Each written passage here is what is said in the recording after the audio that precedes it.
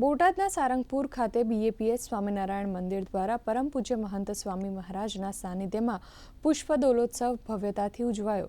8 March 2026ના રોજ યોજાયેલા આ ઉત્સવમાં દેશ વિદેશથી 1.5 લાખથી વધુ હરિભક્તો ઉમટી પડ્યા હતા। 7.5 લાખ ચોરસ ફૂટ વિશાળના પ્રાંગણમાં રંગો રંગો મહંતજીના રંગો થીમ હેઠળ સાંસ્કૃતિક કાર્યક્રમો અને વરિષ્ઠ સંતોના પ્રેરણાદાયી પ્રવચનો યોજાયા હતા। મહંત સ્વામી મહારાજે હરિભક્તોને ભક્તિના રંગે અંતઃકરણ શુદ્ધ કરવાનો સંદેશ આપ્યો હતો। ઉત્સવના અંતે સ્વામીએ દિવ્ય પિચકારી દ્વારા કેસુડાના રંગની વર્ષા કરી સૌને તરબોળ કર્યા હતા।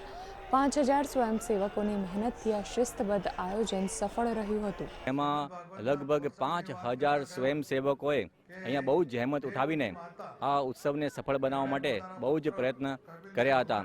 અને વિશેષ તો વાત એ છે કે આ મહોત્સવની અંદર બધા જ ખંડથી અહીંયા હરિભક્તો પધારે છે। અમેરિકાથી છે, ઓસ્ટ્રેલિયાથી છે, યુરોપથી પણ છે। આટલા બધા હરિભક્તો અહીંયા આવ્યા ત્યારે તૈયારીઓ પણ બહુ જ સુપેરે થઈ રહી છે। અહીંયા વિશાળ પાર્કિંગ પ્લોટ જે દિશામાંથી હરિભક્તો આવે છે એના માટે પાર્કિંગની વ્યવસ્થા અને સૌને જમાડવાની પણ અદ્ભુત વ્યવસ્થા થઈ રહી છે। અને પરમ પૂજ્ય મહંત સ્વામી મહારાજના હસ્તે અહીંયા રંગોથી જ્યારે હરિભક્તો રંગાય છે ત્યારે એક અદ્ભુત લાભો હોય છે। ખરેખર આ આયોજન અદ્ભુત હતું।